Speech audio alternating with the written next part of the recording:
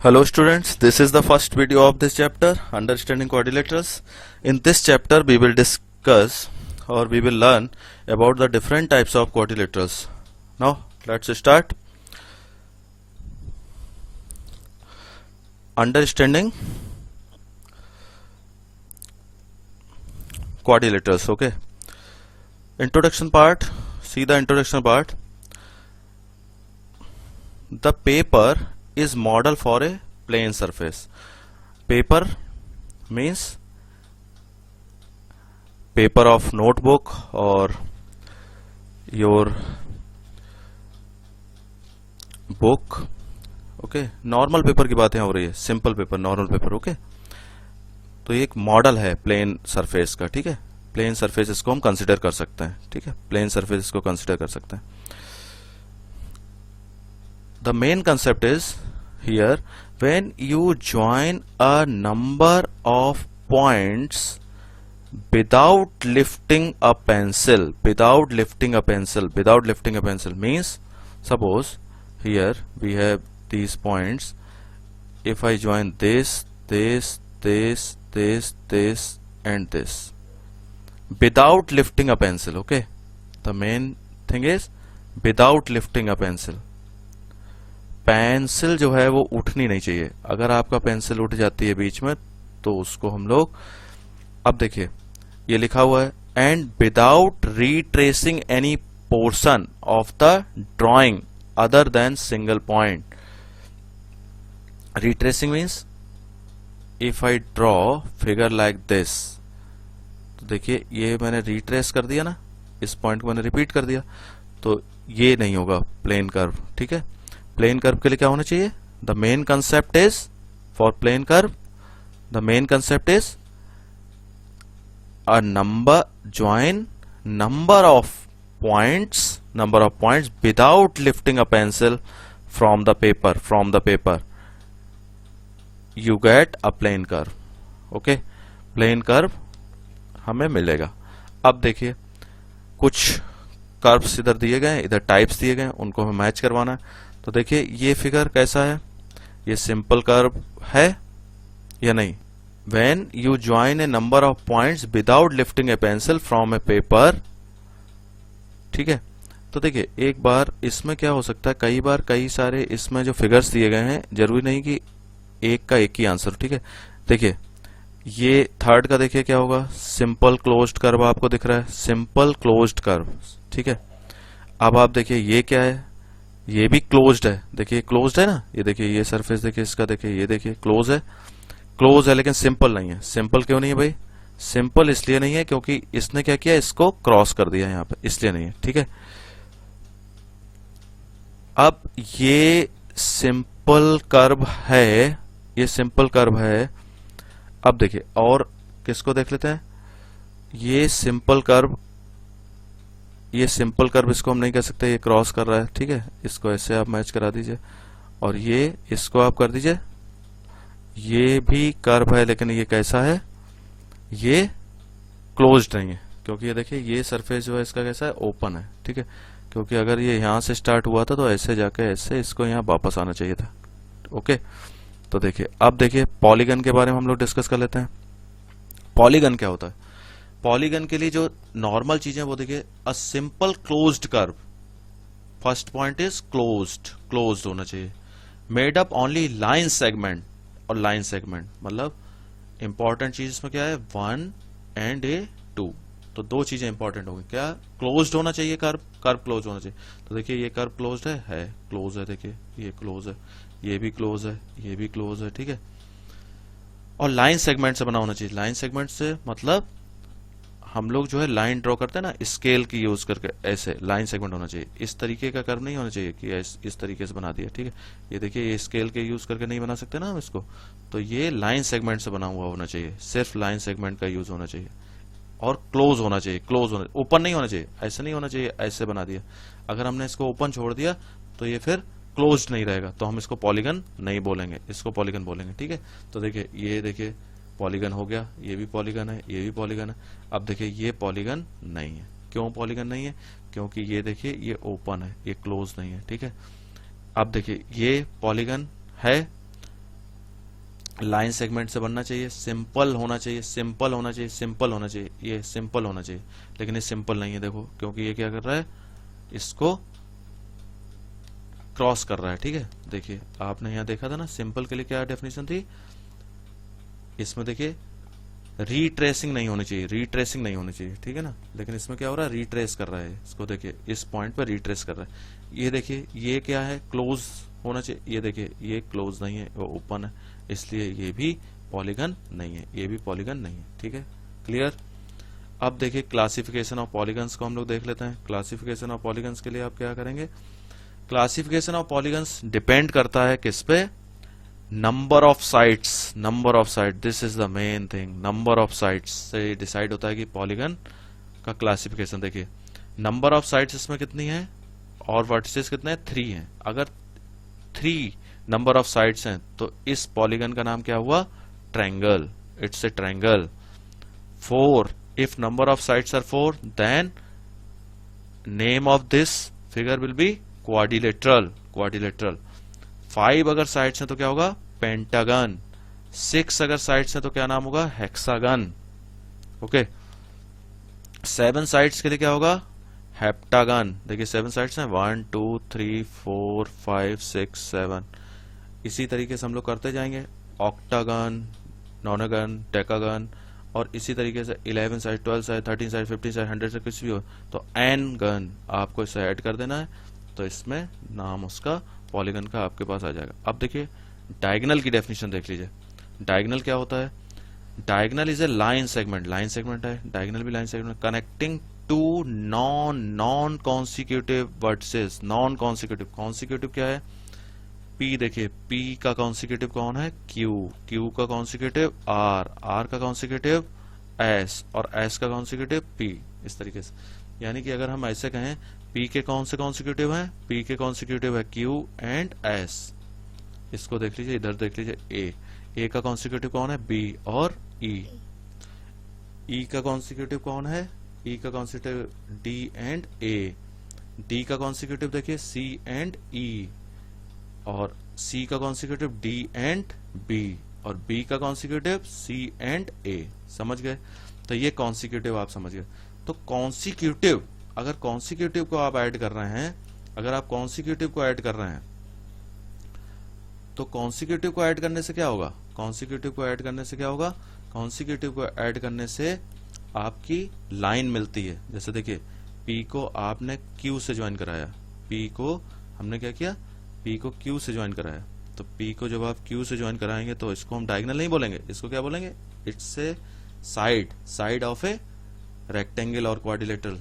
ये R को Q से आपने ज्वाइन कराया तो क्या होगा, साइड, ये भी एक साइड है, ऐसा P ऐसे से साइड, लेकिन कॉन्सिक्यूटिव नहीं होना चाहिए। तो P को हम Q से नहीं ज्वाइन करा सकते, P को S से ज्वाइन नहीं करा सकते, तो P को जो हमने R से ज्वाइन कराया, P और R को जो आपने ज्वाइन कराया, तो ये जो लाइन सेगमेंट है इसको हम क्या बोलते हैं, डायगोनल, इट्स अ डायगोनल, ये डायगोनल है। ठीक है, आपको बात समझ में आ गई, ये डायगोनल है।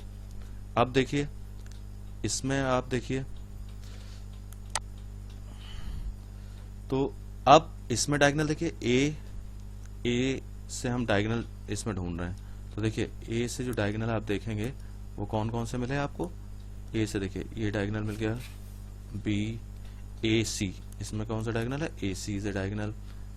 इधर देखिए A D is a diagonal, तो इसमें आपको ए पॉइंट से कितने डायगोनल मिलना है, 2 डायगोनल मिलना है। ए बी भी जा रहा है इधर से, लेकिन ये क्या है, ए बी डायगोनल नहीं है, साइड है। ए ई क्या है, ये भी साइड है, तो ए और ए डी 2 डायगोनल मिले। बी से भी आपको देखिए 2 डायगोनल मिलना है, ये वाला डायगोनल और ये। ठीक है, सी से आपको अगर देखना है तो सी से देखिए आपको मिलेंगे, एक ये डायगोनल मिलेगा सी से और एक ये डायगोनल मिला। डी से देखिए एक ये डायगोनल, एक ये, और ई से देखिए ये डायगोनल है और ये डायगोनल है। ई से कौन सा डायगोनल है, ई सी एंड ई बी, ये देखिए। ठीक है, तो मतलब अगर आप डायगोनल, मतलब अब ये नहीं है कि ये सेपरेट डायगोनल है, मतलब बी ई जो है वो ई बी वो इक्वल है। ठीक है ना, लेकिन मैं सिर्फ आपको बता रहा हूँ डायगोनल कौन किस किस को बोलते हैं। ठीक है, अब देखिए, अब जब हम आगे सॉल्व करेंगे तो देखिए आगे जब आप सॉल्व करेंगे तो इसको आपने लिया,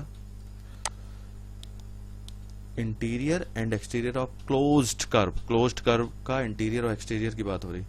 तो क्लोज्ड कर्व जो है उसका जो इंटीरियर, जो अंदर का जो पार्ट है, ये आप जो देख रहे हैं इसको हम इंटीरियर बोलते हैं, और ये जो बाहर का जो पार्ट है, ये बाहर का जो पार्ट है, this is the exterior of a closed curve. Okay, मतलब ये जो क्लोज्ड कर्व है इसके बाहर का जो पार्ट है उसको एक्सटीरियर, और जो अंदर का पार्ट है उसको इंटीरियर। ओके, ये बोलते हैं।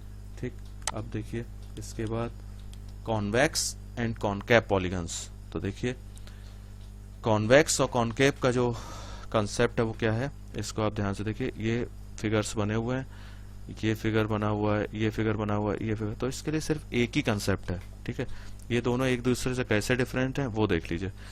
कॉन्वेक्स और कॉनकेव एक दूसरे से कैसे डिफरेंट है वो देखिए, क्या डिफरेंस इन दोनों में।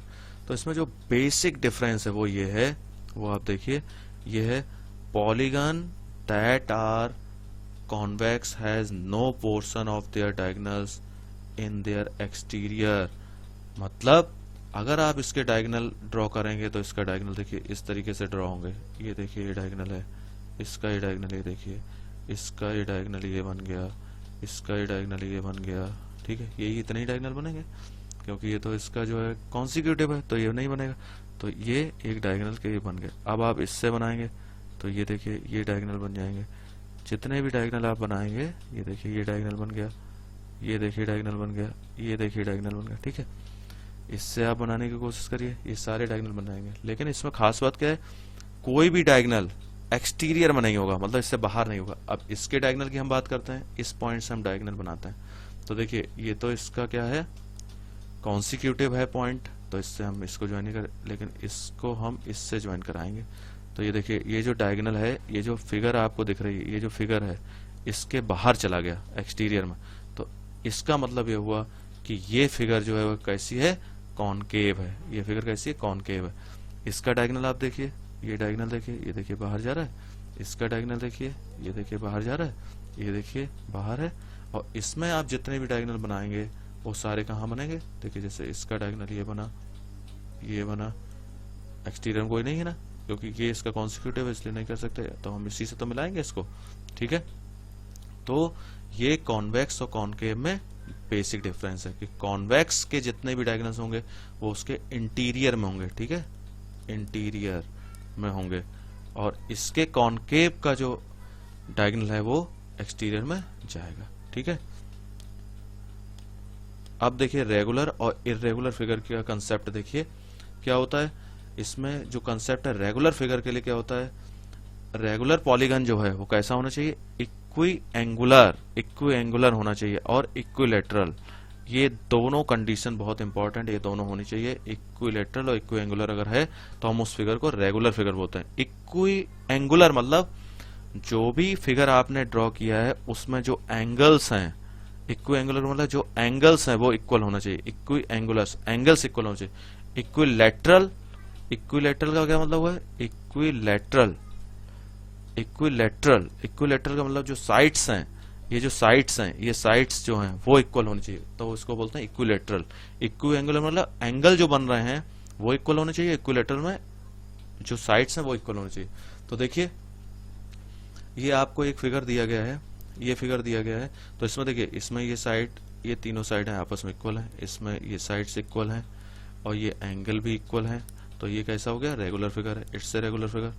ठीक है, अब इसको जरा एक बार देखिए, ये रेक्टेंगल है, रेक्टेंगल में क्या होता है, opposite sides are equal, means this side is equal to this and this side is equal to this.